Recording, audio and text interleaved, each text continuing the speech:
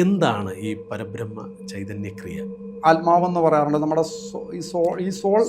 ആ സോൾ എനർജിയെ നമുക്ക് ഉപയോഗപ്പെടുത്താനായിട്ട് സാധിക്കും. കുടുംബപര ദേവതകൾ എന്ന് പറയുന്ന സംഗതികൾ, അല്ലെങ്കിൽ സമാധി അടഞ്ഞ ആളുകൾ, അപ്പോൾ ഇവരുടെയൊക്കെ ഏതെങ്കിലും ഒരു പ്രസൻസ് കൊണ്ടാണ് സത്യത്തിൽ അവരന്ന് ആ സമയത്ത് രക്ഷപ്പെട്ടെന്ന് വേണം പറയാനായി. എന്തായിരുന്നു അങ്ങ് കിട്ടിയ ഗുണം? എന്തായിരുന്നു അത്? സ്വാഭാവികമായിട്ട് ചോദിക്കും. അല്ല, നിങ്ങൾക്ക് എപ്പോഴാണ് ഒരു പ്രശ്നം വരുന്ന സമയത്ത് വിളിച്ചു കഴിഞ്ഞാൽ അദ്ദേഹത്തിന്റെ പ്രസൻസ് അപ്പം തന്നെ ഉണ്ടാവും.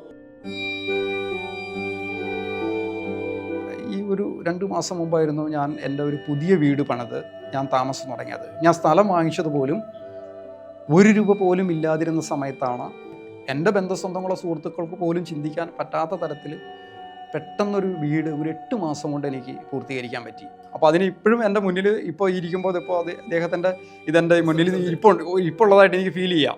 ഇത് പക്ഷേ കേൾക്കുന്ന ആളൊരു വിചാരിക്കും ഇയാൾക്ക് വട്ടാണ്, ഭ്രാന്താണെന്നൊക്കെ പറയും. പക്ഷേ ഇത് നിങ്ങൾ അനുഭവിച്ചറിയാനാണ് ഞാൻ പറയുന്നത്.